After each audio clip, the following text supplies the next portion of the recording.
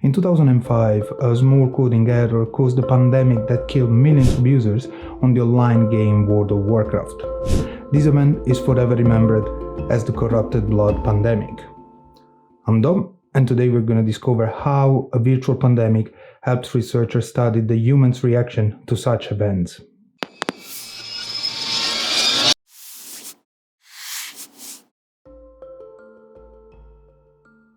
Salve a tutti and welcome to a new episode about curiosities.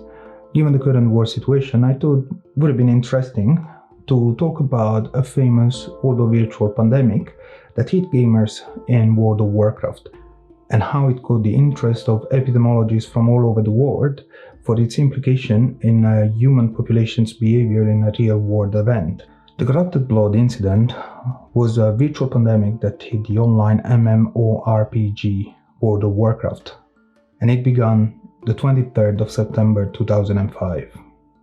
The epidemic began with the introduction of a new area called Zul'Gurub and its end boss Haka the Soul Flyer. When confronted an attack, Haka would cast a point-draining and highly contagious debuff spell called Corrupted Blood on player. Due to programming oversight, when hunters or warlocks would dismiss their pets, those would keep any active debuff when summoned again. Non-player characters could contract the debuff but would not be killed by it, but they could still spread it to other players. In effect, this turned them into asymptomatic carrier or vector for the debuff. At least 3 game servers were affected. Discussion forum posters described seeing hundreds of bodies laying on the street of towns and cities. Deaths in World of Warcraft are not permanent, and the character is resurrected shortly afterwards. By both accidental and purposeful intent, a pandemic that quickly killed lower level characters and completely changed the gameplay quickly developed. And all the players did whatever they could to avoid the infection. Player response varied, but they resembled real world behaviors. Some characters with healing abilities volunteered their service, while lower level characters tried to push away from infected areas the other players. And we even have some characters that try to spread the disease to others. Players in the game reacted like if it was a real risk to their well-being. Blizzard Entertainment tried to institute a voluntary quarantine, but it failed because some of the players didn't take it seriously, while others were taking advantage of the pandemonium. Despite certain security measures, players overcame them by giving the disease to summonable pets. Blizzard was forced to fix the problem with a hard reset of the servers and quick fixes. The plague ended the 8th of October 2005, almost a month after it started, when Blizzard made pets unable to be affected by the Corrupted Blood, thereby made it impossible to exist outside of the Zul'Gurub area. At the time, World of Warcraft had more or less 2 million players from all over the world, and before Blizzard Entertainment was able to comment, there were debates going around asking if it was intentional or a glitch in the game. On Blizzard forums, posters were commenting about how it was a fantastic world event and calling it the day the plague wiped out Ironforge.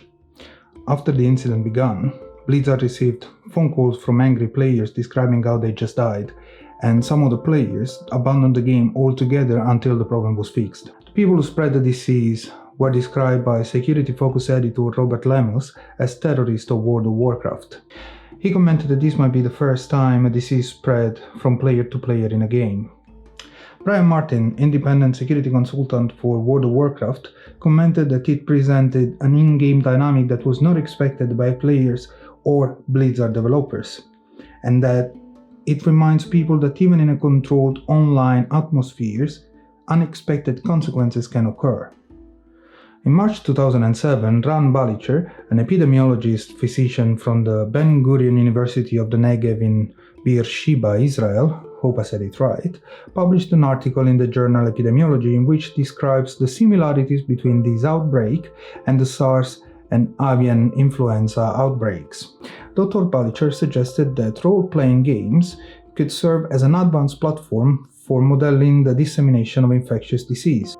The Center for Disease Control and Prevention contacted Blizzard Entertainment requesting the statistics from this event for their epidemic studies, but Blizzard replied that it was just a glitch. The corrupted blood incident was described as a fascinating yet accidental case study of modeling disease control and origins at the Games for Life conference in Baltimore, Maryland. They compared it to a real-life epidemic in that it originated in a remote and uninhabited region and was spread by travelers to larger regions. Hosts were humans and animals, comparing it to the avian flu. It was spread through close contact, and there were people, in this case non-playable character, that could contract it, but they were asymptomatic. However, there were elements that differ from the real-world epidemic, including an indicator for carriers that they got the disease and how much risk they are at, something that we cannot have in real life. One aspect of the epidemic that was not considered by epidemiologists in their models was curiosity, describing how players were rushing into infected areas to see the disease spreading and rushing immediately out. This was compared to a real-life behavior in which journalists were rushed into an event to get the information and then immediately escape from it. Although it happened in a game, it does sound familiar with what we are experiencing right now. Though no cure has been found yet, different areas had to be in quarantine to contain the spread. Even the UK, who recently suffered the COVID-19 outbreak, had to perform a nationwide lockdown to ensure it doesn't suffer any more losses. Back then, World of Warcraft had more or less 2 million players, and it already felt like a major pandemic. Our world today has 7.8 billion people, but any loss from the COVID-19 is a major loss. This because we don't have the luxury of respawn like the player have in the game. And so, to conclude this episode about curiosities, I just want to remind you one thing. Please stay safe and stay at home. Be mindful of the elderly and the people at high risk in this situation. And if you feel that you don't know what to do at home and you feel bored, well, there are plenty of videos on YouTube. There are plenty of movies you can watch. There are plenty of websites that can teach you and tell you and show you what you can do at home. Anyway, if you like this video, give it a thumbs up, and if you haven't done it already, click the subscribe button and the little bell, and you will be updated with any new video that will come out. The next episode about curiosities is going to be about the cameras that went on the moon. We're going to work together in the history of the cameras that went with Buzz Aldrin and Armstrong up on the moon, how they were chosen, and which cameras are used today.